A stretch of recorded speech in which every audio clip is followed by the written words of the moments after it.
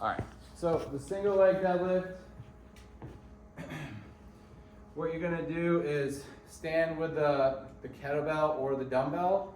Feet are gonna be about hip width distance or even a little bit narrower. Okay, what we're gonna do is hold the bell or dumbbell, kettlebell with one hand. We're gonna stand in a split stance to start. So the stance leg is forward, the balancing leg, the leg that goes in the air is back. The bell is in the opposite of the front leg. Okay, you could just say start by standing and holding a dumbbell with your right hand.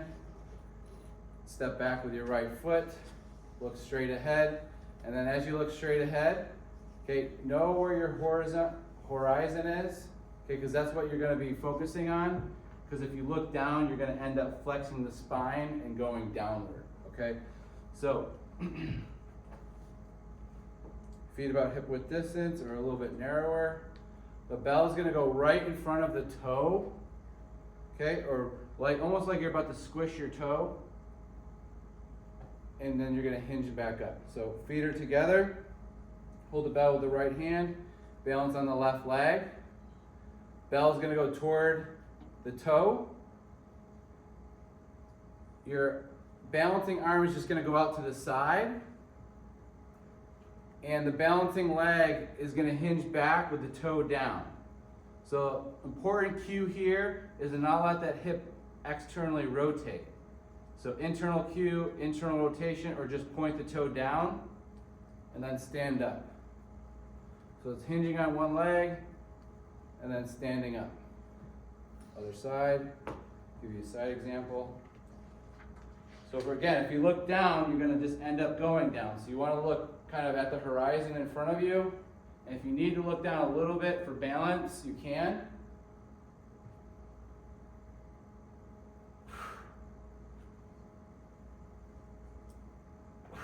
Okay, you're going to see a lot of stability issues with people who lack balance here or control the hip complex.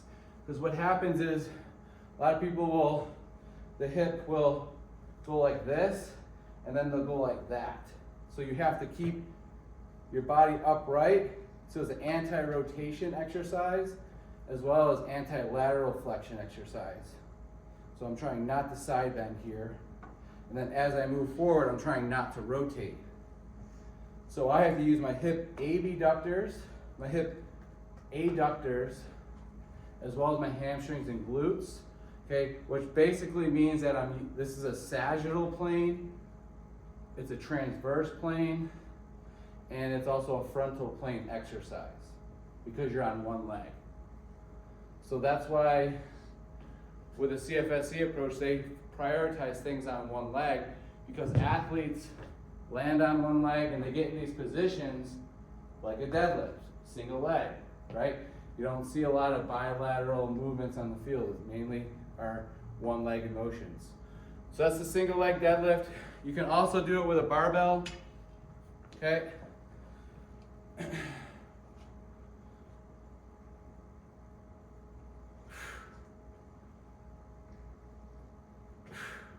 Anybody want to try it? Single leg deadlift? No? Maybe the next one? Skater squat. So the skater squat, they consider the skater squat a hip dominant exercise because you have to bring the hips back in order to perform this exercise. It looks like a knee dominant exercise, but they consider the skater squat hip dominant because if you look side by side with someone doing a trap bar deadlift and someone do a skater squat, you have the same type of hinge pattern. So a skater squat is you stand in front of a 6 to 8 inch box, hands at the hips, or you can give them like a ball or a plate. Now a ball or plate is going to be great for counterbalance. So when doing a single leg squat or a skater squat or even just an air squat, having some counterweight balance helps people get into those positions a little bit better. So the skater squat, I'm going to be about a foot away from, or about a foot length away from the pad. We're gonna look forward. First thing I'm gonna do, hold on the ball, look forward, bend one knee. Now, the knee that I'm bending is the leg I'm not going to be balancing or hinging on, okay? So this is just gonna be in the air. So I'm gonna put all my weight on one leg. So I'm gonna bend the opposite. I'm gonna reach forward, hinge back, and then stand up. So this would be considered the skater squat. So they would put this in the hip dominant grouping because there's a lot of forward head. My hips are flexing to get in this position, and then I come right back up. So that would be the skater squat. That would be a progression of the single leg deadlift, and it would end there. Okay, so the skater squat would be one of the, I guess, progressions when it comes to hip dominant exercises. So you have your kettlebell deadlift, you have your single leg deadlift, and then it goes to your skater squat. Okay, hip lift, single leg hip lift, bridge leg curl, slide board. So that's what we're going to get into next. Okay, so the hip lift progression goes as follows. Let's go ahead and grab one of these. All right, so the hip lift starts with just your basic hip lift. And we've done these before. They're called bridges. So you have your 2-leg hip lift.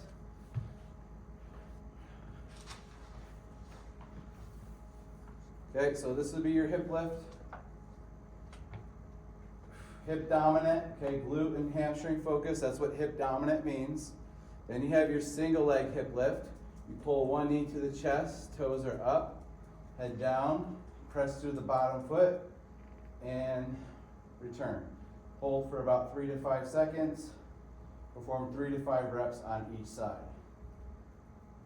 So as far as reps and sets, you're either doing 8, probably 5 to 12, 5 to 15 reps, depending on your intensity. So if it's phase 1, I'd say 10 to 15 reps. If it's phase 2, it's going to be more in that 5 to 10 reps. So lower reps, higher intensities, or higher reps, lower intensities. So it's either a 3x5 or a 3x10 approach, basically. Okay, and that's for all these strength exercises. Okay, so it's always going to be a 3 set by 5 reps if it's strength and high intensity, or it's going to be 3 sets times 10 reps at a medium to moderate intensities. And you can do 1 warm-up set and 3 total sets for that exercise.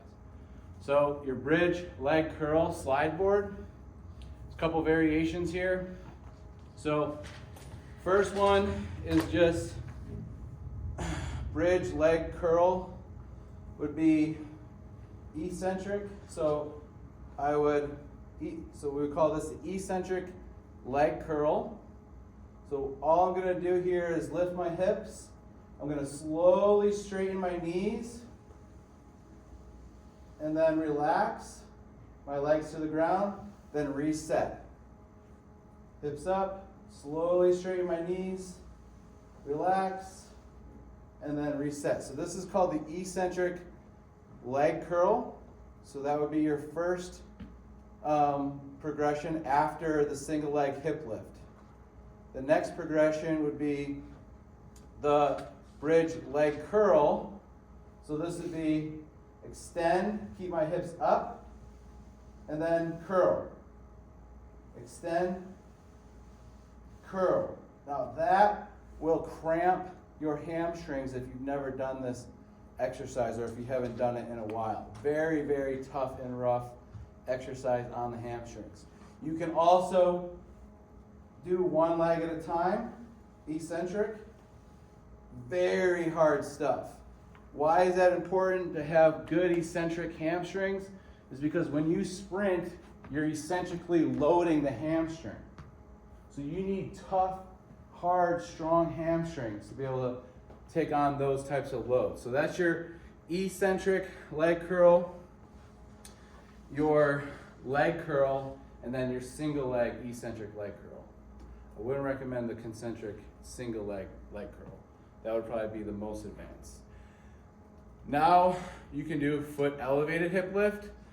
Now this might go somewhere in between. This probably isn't as hard as the sliders, so I might put this in between. But you can also progress the hip lift by elevating the feet. You can do foot elevated hip lift, single leg, foot elevated hip lift, and then you can also perform as a progression your shoulder elevated hip lift, or what people call hip thrusts. Okay, so arms extended on the bench, and hips will drop to the ground, knees bent, feet are flat. From here, extend or squeeze the glutes, and then come back down. So this would be your shoulder elevated hip lift, and then you can also do a single leg shoulder elevated hip lift. How can you load that? The best tool for this hip lift is, I'm sure you're gonna say, the barbell with lots of weight, but if you're working with lots of athletes, might just be better to have something like a plate, or what is this called? Does anybody know? Sandbag. Sandbag, okay? So hip lift with a sandbag, single leg hip lift with a sandbag, okay? Good glute hamstring exercises. So those would be the hip dominant exercises that you're gonna see from CFSC. Kettlebell deadlifts, trap bar deadlifts, single leg deadlifts, skater squats, hip lifts, and all the variations of hip lifts, okay? So I would say the easiest one would be the 2-leg hip lift, followed by 2-leg elevated hip lift, then single leg elevated, and then we would start moving into stuff like the shoulder elevated, and then the iso, or the bell slides. Okay, so that's what we got for hip dominant exercises. Again, hip dominant means that it's going to be mainly hamstring and glute focused. Okay, so we have 2 lower body areas that we talk about in CFSC: lower body hip dominant or posterior, and then lower body anterior or knee dominant exercises. And we'll get to knee dominant in a little bit. Next is going to be your vertical pull. Okay, so as far as the chin up goes, they teach underhand grip. They don't do overhand grip. Underhand grips are going to be a little bit easier on the shoulders. So we'll talk about some progressions and regressions. We talked about before how to regress the chin up, which is either using a band. Okay, you can put the band under the feet. Have we done that in this class? Okay. So there's a couple ways you can do it. My favorite way lately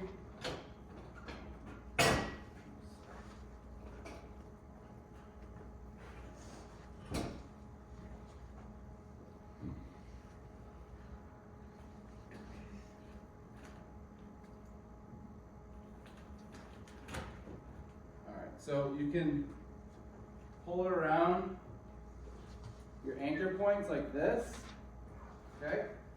Stand up on here. Gotta have good balance too. From here, underhand, feet are on the band.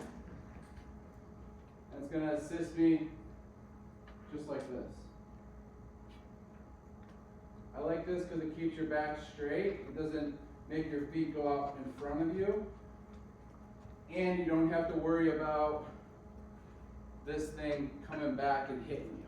Whereas if you do it like this is the other way, you may have seen this. This one is the most dangerous way. You have to pull it down. You have to step on it. This thing can break any second. I'm getting a hip flexor cramp. I gotta step down. Hopefully it doesn't break. I put my opposite foot in front, heel on top of the laces. That's how I know it's not going to hit me in the face.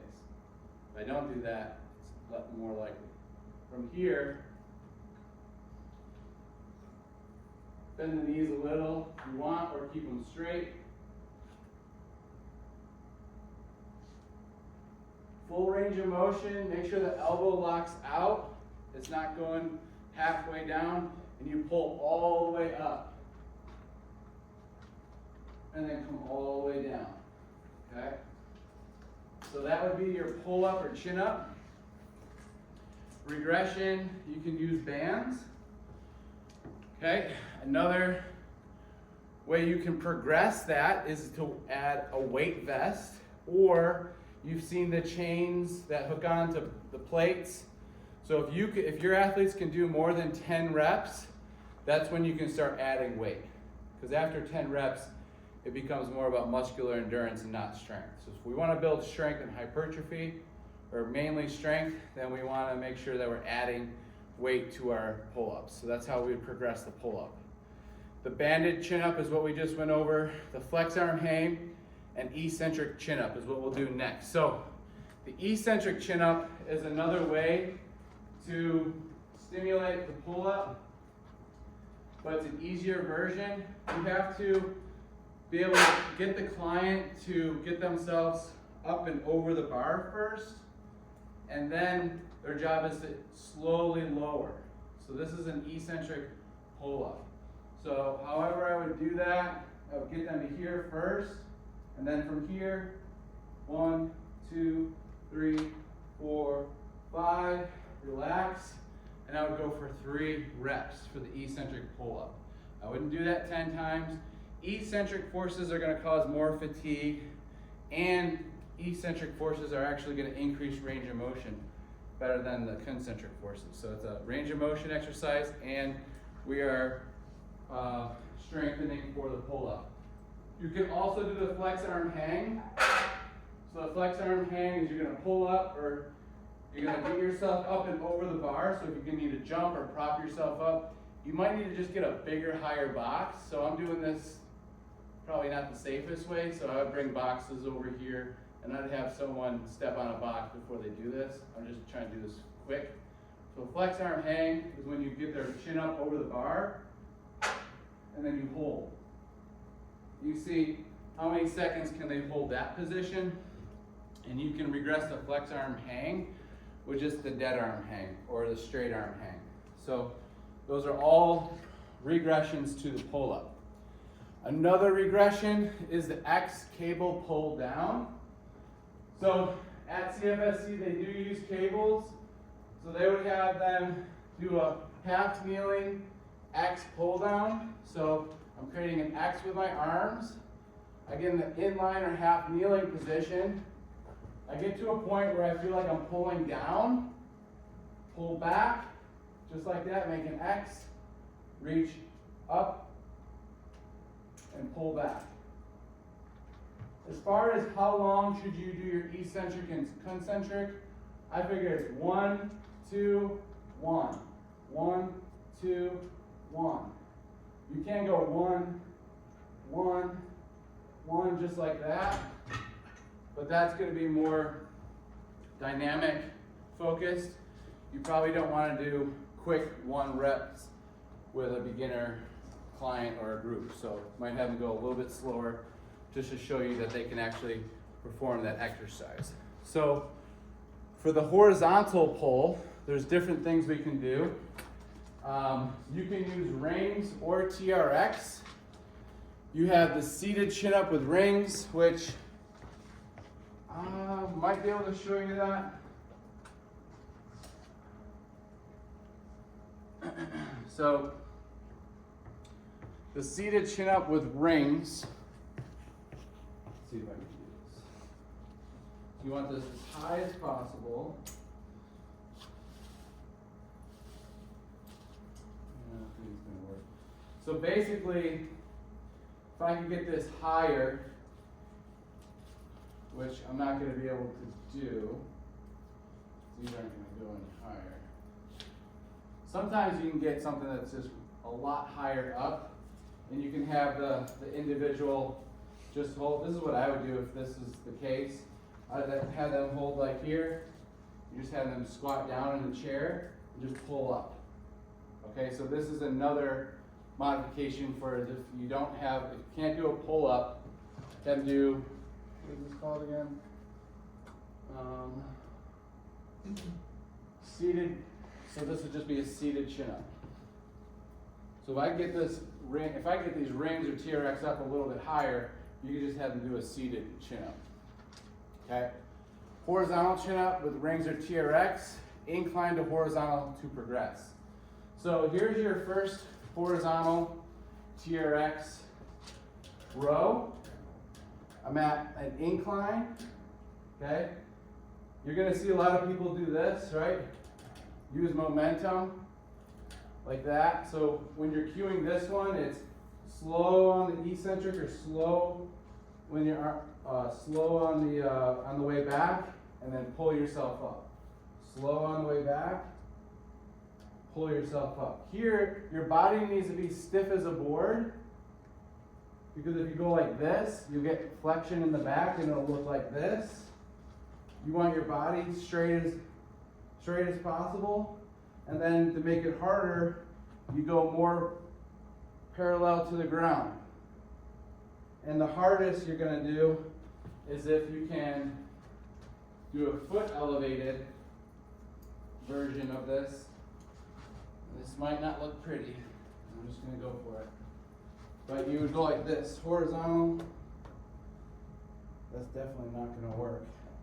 But I could bend my knees. I could also get my legs up on something.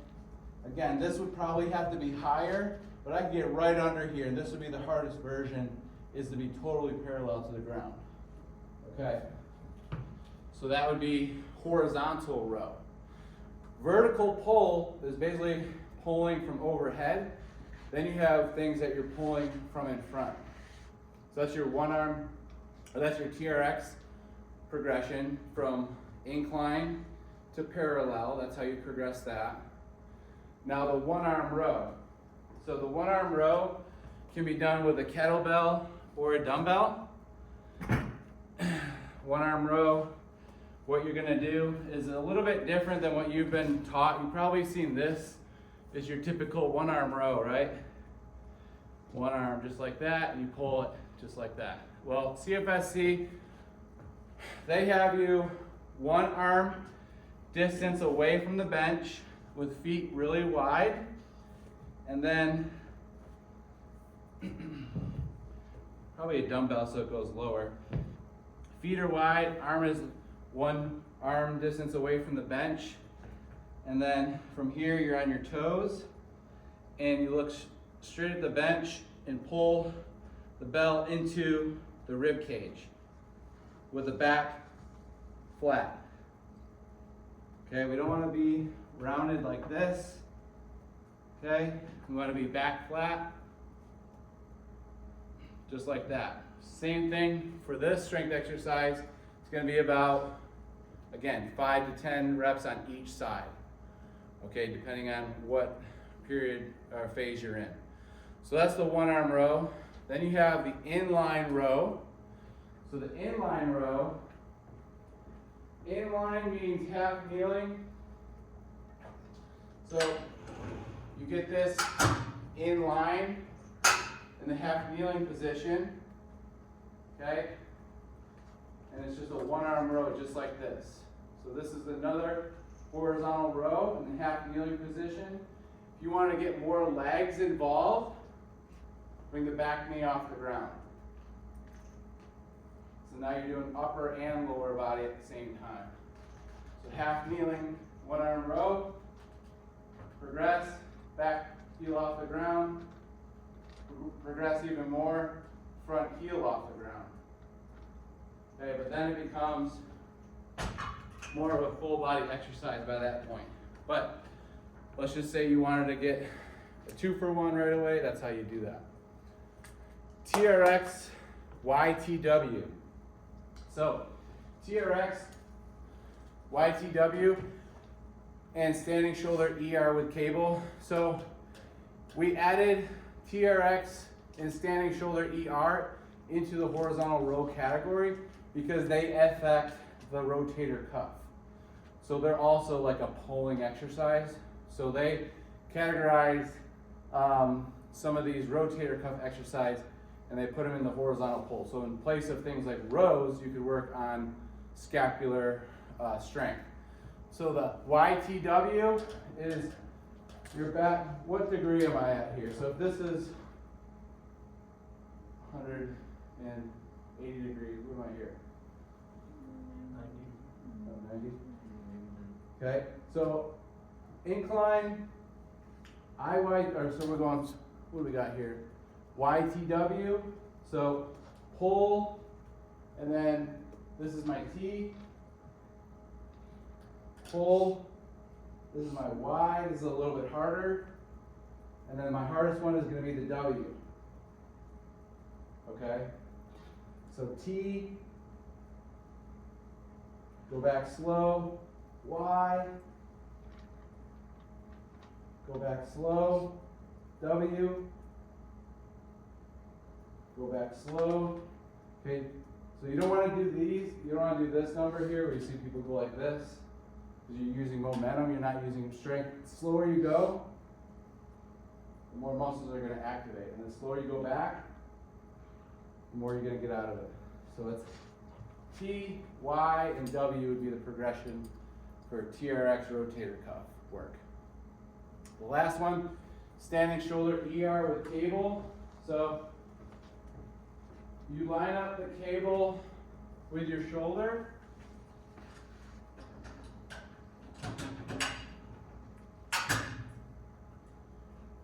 You put your hand that's holding, you put the arm that's doing the work on top. Okay? Feet are shoulder width distance. Elbows are in front of the shoulders here. You're going to hold on to the cable. You're going to externally rotate and then return, internal rotation. Okay?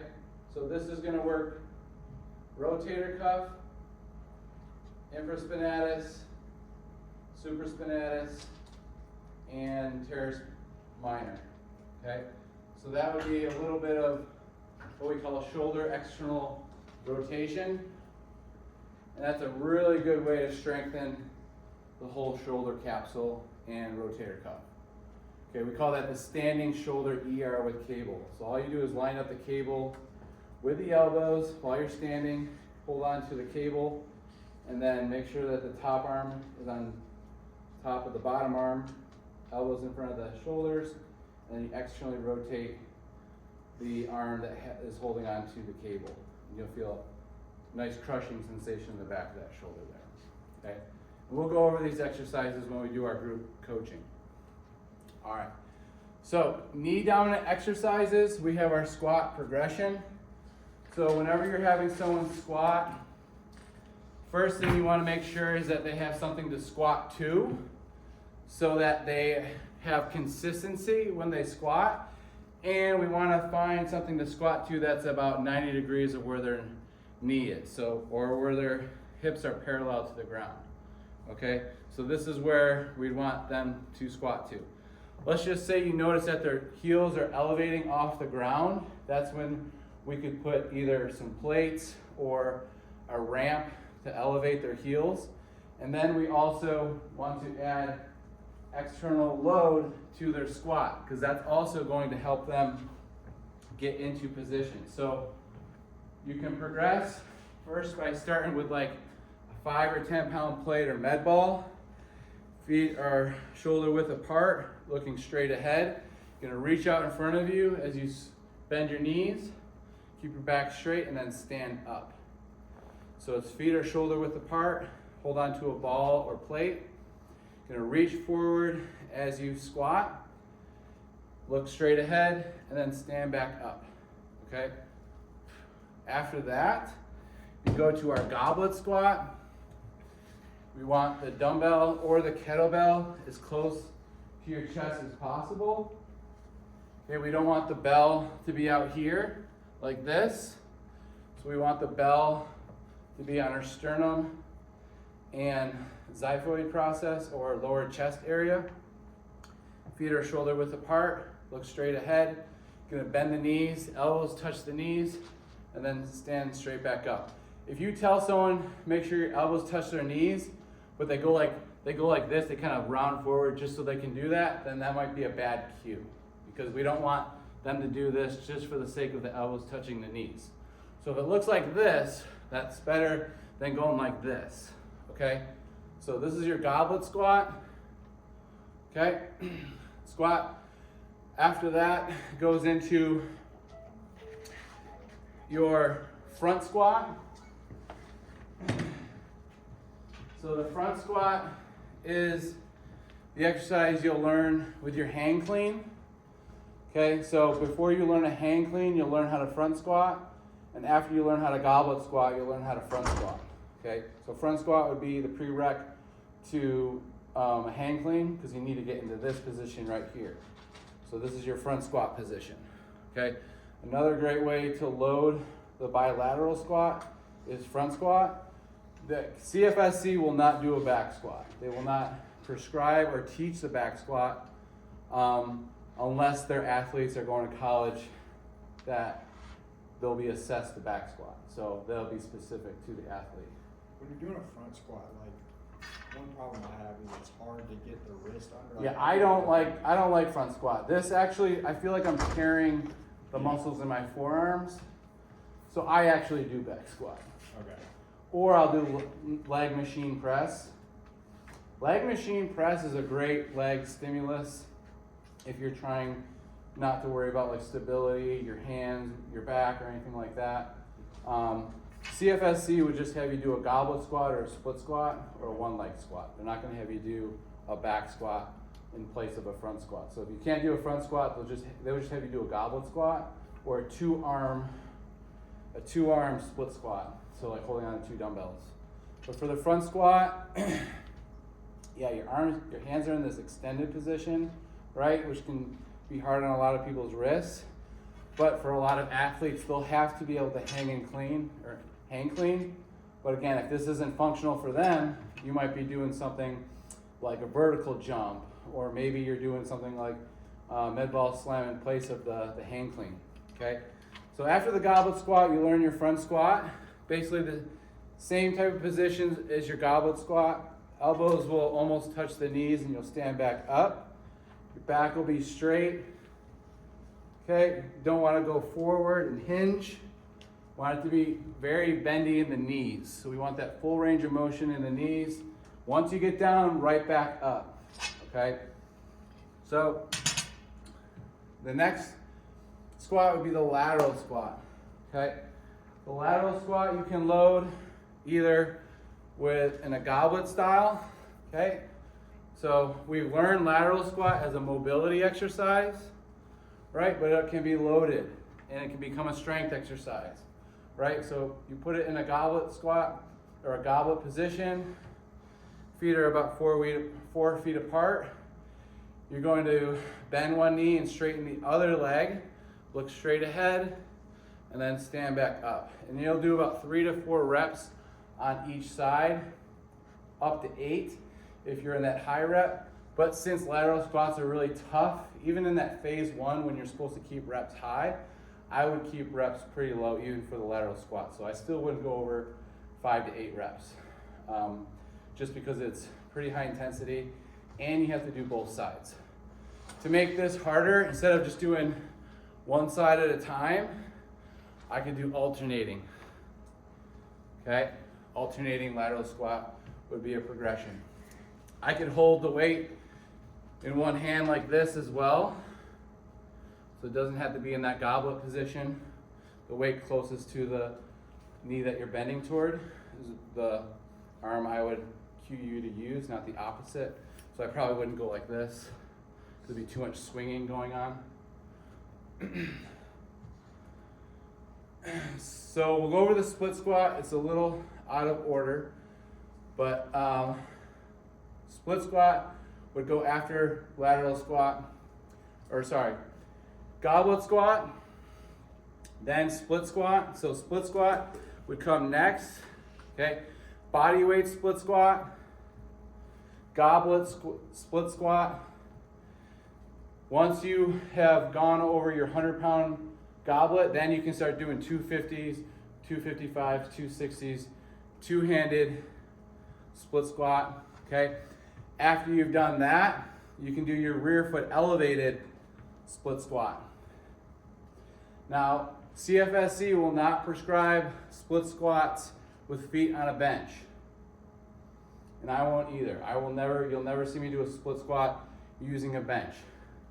It is just too much on this back hip flexor for me. For a knee dominant exercise, I don't want to concentrate on that back hip flexor. So this is going to help you focus on that front quad as opposed to having a mobility restriction with your foot all the way up here and feeling this strain back here. Now you can use a bench, but I and CFSC, they use a lower box for the rear foot elevated split squat. What is this exercise also called that you may have heard before? Bulgarian split squat. So they call it Bulgarian split squat. You said you don't recommend those. What's that? You said you don't recommend those. I do recommend rear foot elevated split But squats. the Bulgarian. They're all Bulgarian. Okay. So one isn't one and one isn't the other. So this is both the Bulgarian and the rear foot elevated split squat. This one here is just a higher rear foot. So it's, And that's the one you said that. yeah, so you don't want it to be too high, is what I'm trying to say. And most people that do this, it'll be too close to the bench and it'll look like this. And a lot of times they're pushing so hard off this back foot that now it's a 50-50 exercise. So this is supposed to be 70% front. When you look at if you were to load isometric plates, 70% would be the front leg, 30% would be the back leg. Why are we doing split squat? Because it's mostly unilateral exercise. Why does CFSC prioritize one leg exercises? Because of the bilateral deficit. What does that mean? It means that you're stronger on one leg than on two, especially athletes. Athletes have to train on one leg. If you're not training on one leg, you're not going to prevent some of the injuries, and you're going to get more bang for your buck when you're training primarily on one leg as opposed to two. So you're doing 70% on this front leg, straight up. Okay, you can load it goblet style, two-hand style, right? I've done that with front squat barbell before too. So that's the rear foot elevated split squat, otherwise known as the Bulgarian. But CFSC uses mainly terms that make sense to the exercise. So we're not making new names for exercises and then you don't know what they are. One leg squat. So the one leg squat is going to be CFSC's claim to fame. Like, they love the one leg squat. They'll have you use a couple boxes. And I'll show you how this works. And I'll show you why they do this. So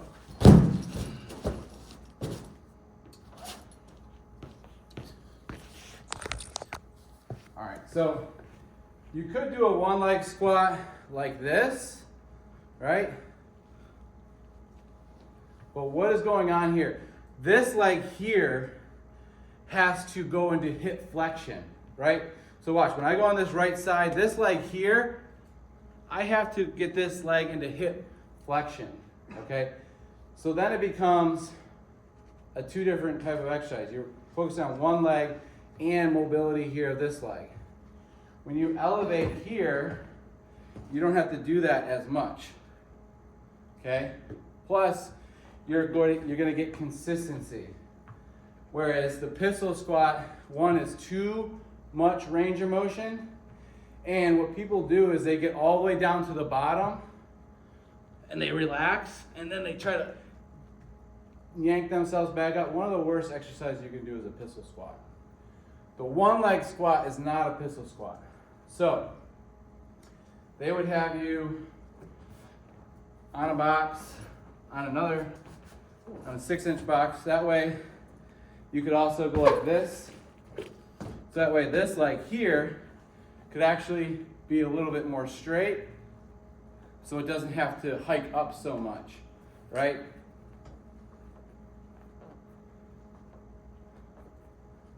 It's a tap and go. It's not a sit and go, okay? The one leg squat is a tap and go. So look straight ahead.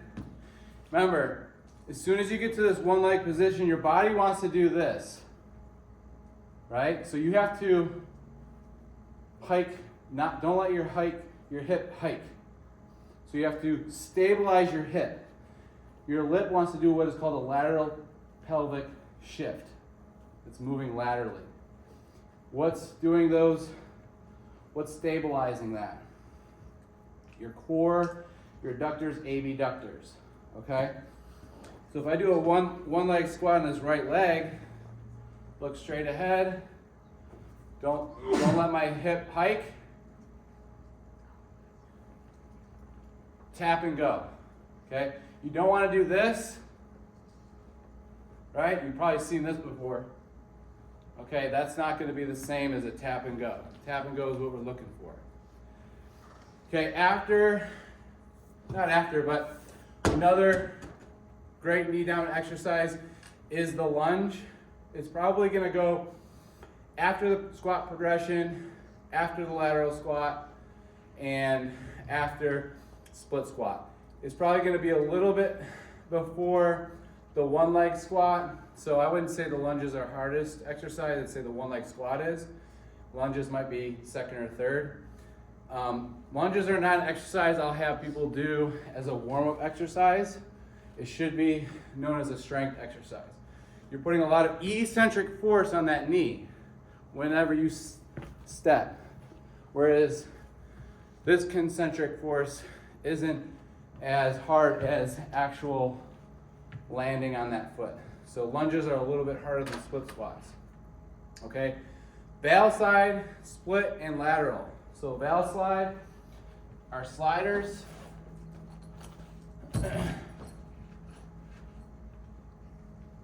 Split squat, start feet hip width distance, look straight ahead, slide back, stand up. Now what makes this exercise cool is that the back foot is almost non-existent because you can't push the back foot into the ground because it's sliding. So it's all front leg. So this is the val slide split squat. And now the lateral squat. One leg is off of the board. One leg on the board. Okay? So that's your lateral val slide squat and your split squat. Okay, and you can do that goblet, double weight. Okay, so that's how you would load the knee dominant exercise. Okay, so we're not going to go over the last two today. I'm running out of energy. But what out of all these ones here, what questions do you have about any of these exercises? Let's try to talk about 2 or 3 of them before we head out today. So what other questions do you have about either progressions, regressions, description, anything you're curious about? With the trap bar deadlift, is that going to give you the same exact benefits of a normal deadlift? Yes. So it would be the same as that thing? Yeah, they'll just say it's a safer version than the overhand 2-arm deadlift. Okay. Okay? Eddie. For the squat progressions, can you utilize multiple bilateral squats in the same phase?